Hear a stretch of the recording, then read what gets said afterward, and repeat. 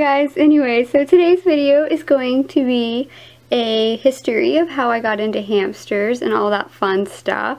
So I thought I would put Minnie in her playpen and let her run around while I talk. So yeah, a couple people had requested this a while back ago, and Stitch's first anniversary with us is coming up soon, and it got me thinking of, you know, how I got into hamsters and the journey along the way. So I thought I'd share that with you guys. I got into hamsters last year. So before I get into how I got Stitch, I thought I'd go back and share how originally I had hamsters as a kid. I was probably like 4 or 5 when I had my first hamster. It was a family hamster, and all I really remember about it was cage was in the living room, and of course this was way before we knew anything about having a better lifestyle for a hamster. So of course it had a little tiny critter trail, and I just remember constantly like sticking my fingers in its cage and messing with it, because as I said, I was probably like 4 or 5, and I just remember my mom was constantly like, "Sarah, don't mess with it, it's gonna bite you," and I was like, yeah. And every time I would stick my finger in, and then finally one time I think I must have woke him up and he bit me like really hard. And so like after that I refused to have anything to do with the hamster. Yeah, and of course I couldn't admit the fact that my mom was right about it, so instead I just ignored the hamster for like the rest of its life. Then after that I was probably 11 or 12 when my best friend had a hamster for about a year, and they were in the process of moving and stuff and didn't have room to take the hamster. So my best friend had asked me if I wanted to take it, and so I was like, yeah, sure, why not? So it was probably at least over a year old when we took it, because I remember it looking kind of very old, and it's sad to look back now because, you know, it probably was just not on the best diet and wasn't probably taken care of the best way. But it's not like we had access to the internet and to like the research that we have now, so we definitely would not have known better. And so I took him in, and I remember him always like in our dining room, he had like a critter trail and like a set of tubes. I think they're like the Pinplax ones that like go in a circle. And I remember every single day he would go into the middle of the tubes and get stuck because he was like overweight and the tubes were too small for him. I look back now knowing that. And so I just remember he was just really old and didn't want to really be socialized with, and you know, not like a fun hamster, I guess, in my eyes, as being like 11 or 12. But, you know, we tried to give him the best life. He didn't last probably but a couple more months then after we took him in. And as I look back now, as I said, you know, I wish we'd known like a better diet and a better housing environment for him at the time. But, you know, what can you do, I guess. But, so that was that, and I don't think, you know, it never really dawned on me that I'd ever have hamsters, because, I mean, like, it was just something, like, I ever thought about. Like, every once in a while when you're in the store and you see, like, you know, the cute cages, I think that's what draws people to hamsters. And so, like, you'd see them every once in a while, but it wasn't till early last year, my brother had found some, like, animated picture of a hamster that was just really funny looking, and he showed it to me and my sister, and we just were laughing so hard about it, and it just somehow turned into this joke about how he was going to get us a hamster for Christmas, and we, you know, had a name picked out. It was just like this huge joke. It wasn't like anything serious, and I never really thought anything more about it until one day at work, I was in like walking distance from a pet store. So on my lunch break, for the heck of it, I decided to go over to the pet store and just look at hamsters. And as I said, I had no experience or knowledge of hamsters in the current day, so I had no clue that there were dwarf hamsters. I mean, we had just, you know, like Syrians, I guess, you know, or teddy bears. That's just the only hamster we had, like, or knew about. So I just remember going into the pet store and being like, oh my gosh, they're so little and adorable, and just absolutely fell in love. And I took pictures every day for like a week. I'd go there during my lunch break and take pictures and send to my sister.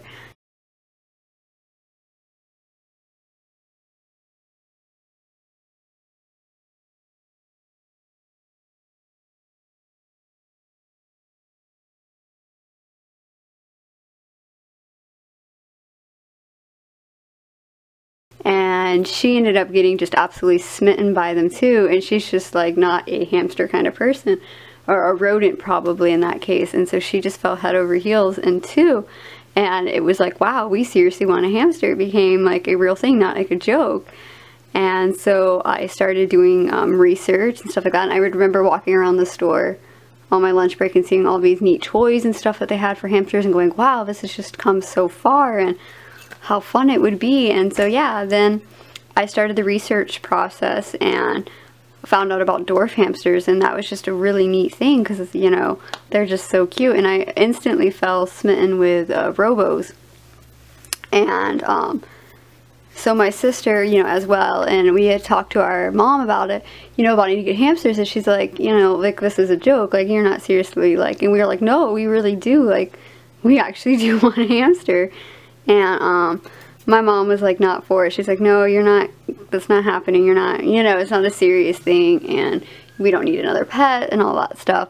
And so, you know, over the next few weeks, my sister and I had, like, really, you know, done research on hamsters and learned, you know, stuff like adequate care, because I mean, my sister and I had looked at, not knowing any better, had looked at critter trails in the store and picked out the critter trails we'd wanted.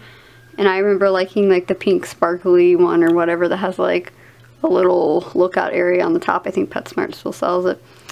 And I don't remember which one my sister picked out, but I mean, we logically, like, had picked out our cages, and I had decided to start saving money so we could get all this stuff. And then after doing research, I was like, you know, wow, like, you know, there's, you know, better homes for them than these tiny little cages. Because I mean, even my sister and I would joke, like, there's all these toys and how are you supposed to fit it in this tiny house? Like, how is that even comfortable?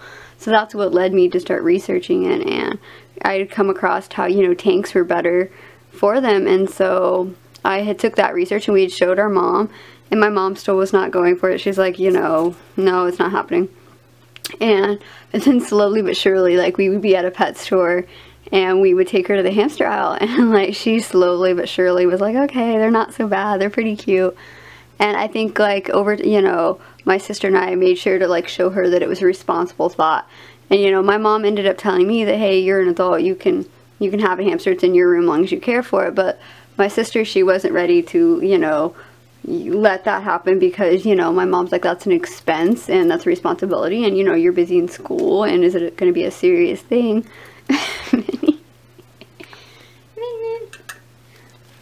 So, you know, but I wasn't going to get a hamster if my sister couldn't have one. That didn't seem fair.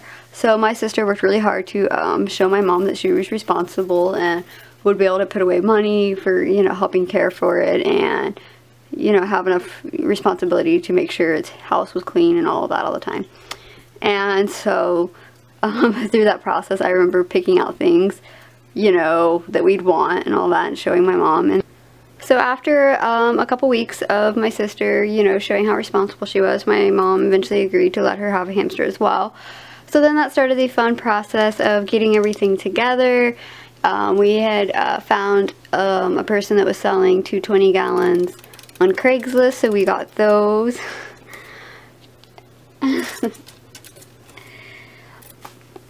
So after we picked out the tanks, we started working on the bedding and stuff. I'd already done the research to know the best bedding and the best, you know, food at the time at least.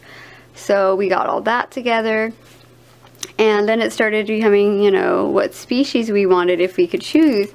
And my sister and I both really loved robos. So that was the one we particularly wanted. And I had done a bunch of research, and I knew that they were a skittish breed and hard to tame. But, you know, I was just smitten by them, and so I was willing, you know, to put in the work to tame them and hope that they would, you know, let you play with them and such. And I went to my sister and I told her, I said, you know, but this is like, you know, and, you know, explained it, and like, are you really sure this is what you want?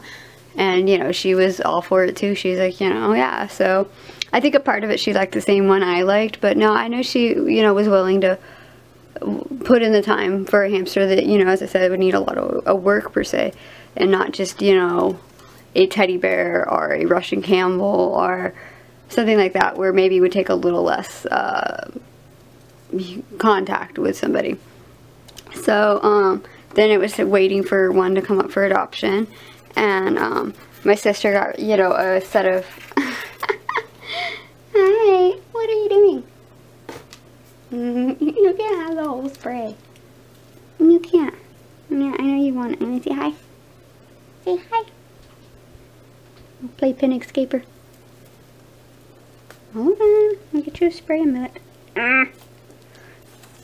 Sorry. What's she? Here you go, baby.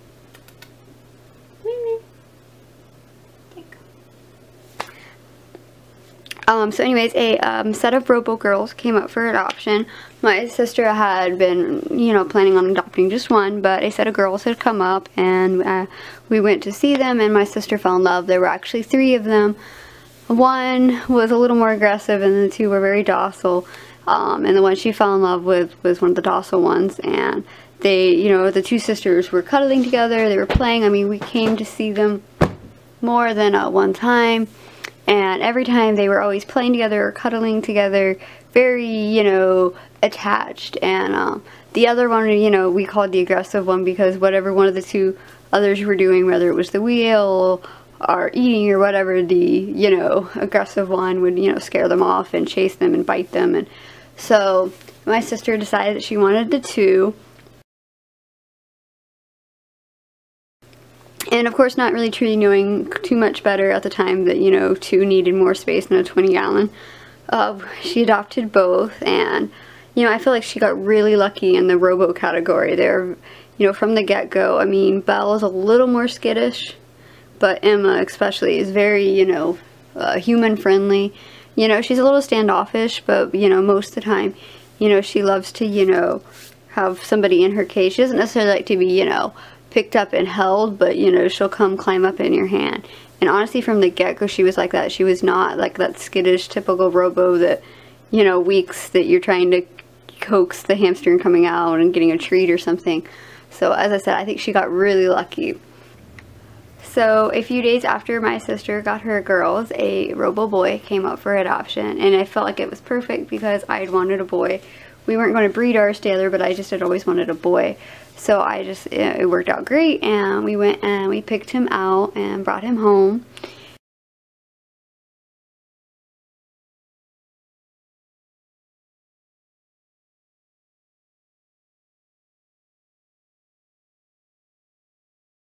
And I think, honestly, thinking back, like, from the get-go, something was off with him. Like, I guess maybe I thought that, like, he just was that typical Robo that didn't want to be messed with. But he just really didn't eat much and just didn't really look really well. And unfortunately, he didn't even make it a week. And so that was just something really hard to go through. Like, I don't talk about it very often because, you know, that was hard. Like, you know, I guess you only had him a week, so you shouldn't be as attached as if you had him a year or 2. But that was still really hard. Like, you know, you bring them home, you love them, and then for that to happen. So it made me really think, like, maybe it wasn't right, you know, hamsters aren't right for me, maybe I shouldn't do this, I don't know. You know, I went through all of those emotions, and so I kind of just enjoyed being an auntie to my sister's girls and really thought about if I wanted another one. And then not too long after that, Stitch came up for adoption, and I just remember, like, really thinking, like, am I ready for another hamster? Would I have a Robo? Would I even have one? Maybe, like, it's just not right. But I really felt a attachment to Stitch, and so obviously we went and got Stitch. And I think maybe I will post an adoption story for Stitch because he has a little story within himself. But I look back now and I just, you know, I'm so happy that I went and I got him, because, like, where would I be if I didn't, if I chose not to have a hamster? Or honestly, where would I be, like, if I just didn't even go into that pet store and look at hamsters? I guess in the end, my brother is the one that got us into hamsters because he had to show us that picture. But I never would have thought that a funny picture really would have turned into a serious love for them. And now, like, I don't think I see my life without hamsters now. You know, I think, like, wow, this is just, like, was meant to be, you know, even though it was years later. You know, it's not like I've had them since I was a kid, but, you know, still, I don't know, it's pretty funny to me. And especially looking back on, you know, that I've almost had Stitch a year this month, it really kind of brings it around that, you know, how a year ago it was just, like, not existent or a funny joke, and now look, you know, it's a serious thing. I, you know, wanted them, I fell in love with them, and, you know, now I have them. And so, anyway, so yeah, there is the story of how I got into hamsters. And as I said, I might film and post a Stitch's adoption story one day as well. So yeah, there that is, guys. So hope you guys enjoyed this video, maybe. So I will see you next video. Bye. You wanna say bye, man? Say no, but meet my. You wanna come say bye?